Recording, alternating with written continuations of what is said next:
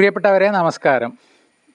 നമ്മളെല്ലാവരും European ക്ലോസറ്റാണ് use ചെയ്യുന്നത്. അതാണ് എളുപ്പം. കാരണം ഇരുന്നിട്ട് ഭയങ്കര മുട്ടുവേദന അങ്ങനെയൊക്കെ ഉണ്ടാകുന്നതുകൊണ്ട് യൂറോപ്യൻ ക്ലോസറ്റിനെയാണ് എല്ലാവരും ആശ്രയിക്കാറ്. അതിലിരിക്കുന്ന ഒരു അപകടത്തെക്കുറിച്ച് ഞാൻ പറയാം. ഒന്ന് ശ്രദ്ധിച്ചാൽ വളരെ നന്നായിരിക്കും. നമ്മൾ യൂറോപ്യൻ ക്ലോസറ്റിൽ ഇരിക്കുമ്പോൾ ബാക്കിൽ വെയിറ്റ് കൊടുക്കാതെ, അതായത് കുറച്ച് മുന്നോട്ട് ഇരുന്നിട്ട് മുട്ടിനും കാലിനും വെയിറ്റ് കൊടുക്കുന്ന ആ ഒരു അവസ്ഥയിൽ ഇരുന്നിട്ട് വേണം യൂസ് ചെയ്യാൻ വേണ്ടിയിട്ട്.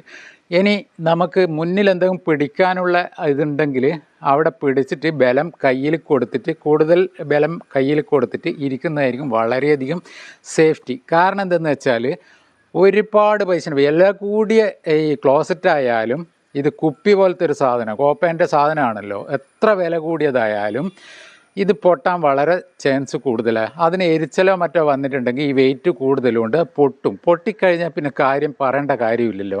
ഇങ്ങനെ കുറേ അപകടങ്ങൾ നമ്മൾ കണ്ടിട്ടുണ്ട്.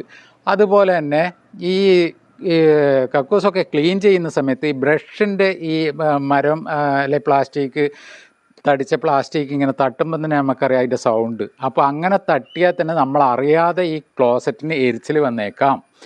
അപ്പോൾ അങ്ങനെയുള്ള എരിച്ചിൽ ഇതേമാതിരി വെയിറ്റ് കൊടുത്തിട്ട് ഇരുന്നാൽ ചിലപ്പോൾ നിർഭാഗ്യവശാൽ ഇത് പൊട്ടാനും സാധ്യതയുണ്ട്, അപകടങ്ങൾ സംഭവിക്കാനും സാധ്യതയുണ്ട്. സാധാരണ നമ്മൾ കക്കൂസിൽ പോയാൽ ഡോർ ക്ലോസ് ചെയ്തിട്ടാണല്ലോ പോവുക.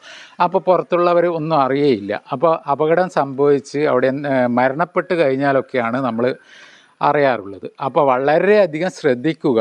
യൂറോപ്യൻ ക്ലോസറ്റിലിരിക്കുമ്പോൾ മുന്നിലോട്ട് വെയിറ്റ് കൊടുത്തിട്ട് ഇരിക്കുക. ഇനി പിടിക്കാൻ പറ്റുമെങ്കിൽ അവിടെ പിടിച്ചിരിക്കുക. വീഡിയോ ലോങ്ങായി അല്ലെങ്കിൽ ഒരുപാട് നീട്ടി പറഞ്ഞെന്ന് പറഞ്ഞിട്ട് എന്നെ ചീത്ത വിളിക്കണ്ട.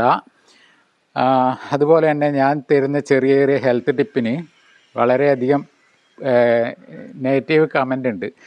കിഡ്നി പോവും, അങ്ങനെ പോവും, ഇങ്ങനെ പോകുന്നു. 24 മണിക്കൂറും ഈ വിഷവെള്ളം, അതായത് മദ്യം കുടിച്ച് കഴിഞ്ഞാൽ, അതും വർഷങ്ങളോളം, ചെറുപ്പം മുതൽ 10, 60, 80, 90 വയസ്സ് വരെയും മദ്യം കുടിച്ച് കഴിഞ്ഞാൽ കിഡ്നി പോവില്ല, കരൾ പോവില്ല, ഒന്നും പോവില്ല. ഇതൊരു 10 ദിവസം ഹെൽത്ത് ടിപ്പ് ചെയ്ത് കഴിഞ്ഞാൽ അപ്പോൾ കിഡ്നി പോകുന്നതാണ് പറയുന്നത്.